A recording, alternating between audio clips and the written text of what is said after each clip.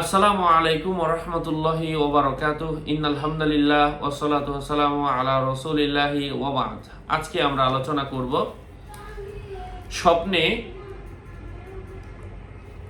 পুরনো জীর্ণশীর্ণ ছেঁড়া টুকরা কিতাব দেখার অর্থ কি, অর্থাৎ বই দেখার অর্থ কি। যেই বইটা ছিঁড়ে গিয়েছে, যেই বইয়ের পৃষ্ঠাগুলা ইঁদুর খেয়ে ফেলেছে, বইয়ের মধ্যে উলু উঠেছে, এগুলার ব্যাখ্যা কি আলোচনা বুঝতে সাথেই থাকবেন। এখনো যারা চ্যানেলটি সাবস্ক্রাইব করেননি সাবস্ক্রাইব করতে ভুলবেন না।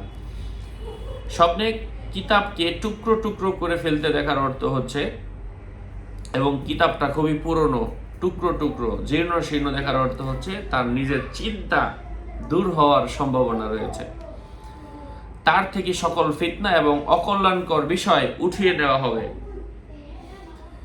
সে কল্যাণের অধিকারী হবে। যদি কোনো মুমিন বান্দা ফারসি কিতাব দেখে, সে নিজে অপমানিত হওয়ার সম্ভাবনা রয়েছে।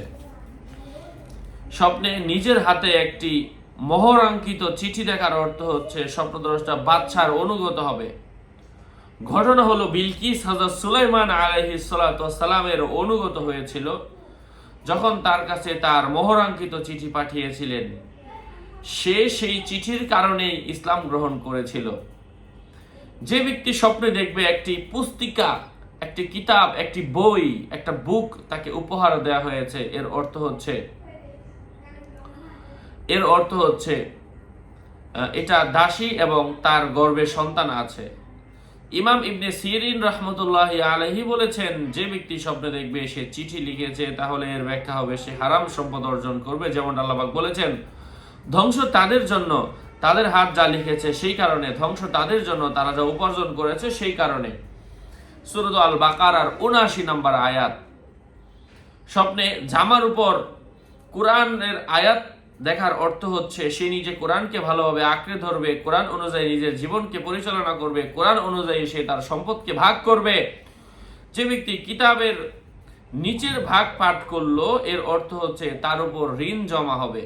যেমন আল্লাহ পাক বলেছেন, তুমি তোমার আমলনামা পড়াও, তুমি আজ নিজেই তোমার হিসাব গ্রহণকারী হিসাবে যথেষ্ট। সূরা ইসরাঈলের 14 নম্বর আয়াত, বনী ইসরাঈলের 14 নম্বর আয়াত। ইকরা কিতাবাকা কাফা বিনাফসিকাল ইয়াউমা হাসিবা। যে ব্যক্তি কিতাব পাঠ করতে দেখলো, কোরআন পাঠ করতে দেখলো, সে ক্ষমতাসীন হবে যদি সে তার যোগ্য হয়, অথবা সে তার দক্ষতা অনুযায়ী ব্যবসা করবে যদি সে ব্যবসায়ী হয়। স্বপ্নে নিজের কিতাব পাঠ করতে দেখলে সে তার গুনাহ থেকে তওবা করবে। আল্লাহ পাক বলেছেন, তোমার জন্য দুনিয়া ও আখিরাতের কল্যাণ লিখে দাও। সূরা আল আরাফের 156 নম্বর আয়াত। স্বপ্নে যদি দেখে যে কোনো ব্যক্তির কাছে বই লেখা হচ্ছে, সে নিজে লেখকের পাশে বসে আছে, তাহলে ওই লেখক তাকে ধোঁকায় ফেলবে এবং তাকে পথভ্রষ্ট করবে, তার দ্বীনের ব্যাপারে ফিতনায় ফেলবে। আল্লাহ পাক বলেন, কুতিবা আলাইহি আন্নাহু মান তাওয়াল্লাহু ফাইন্নাহু ইউদিল্লুহু ওয়া ইয়াহদিহি ইলা আযাবিস সাঈদ।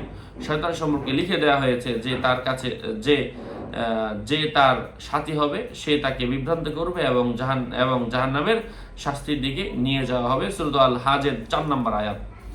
আল্লাহ পাক আমাদেরকে বোঝার তৌফিক দান করেন। আরো আপডেট পেতে সাথেই থাকবেন। সকলের মঙ্গল, দীর্ঘায়ু ও সুস্বাস্থ্য কামনা করে এখানেই শেষ করছি। আসসালামু আলাইকুম ওয়া রাহমাতুল্লাহি ওয়া বারাকাতুহু।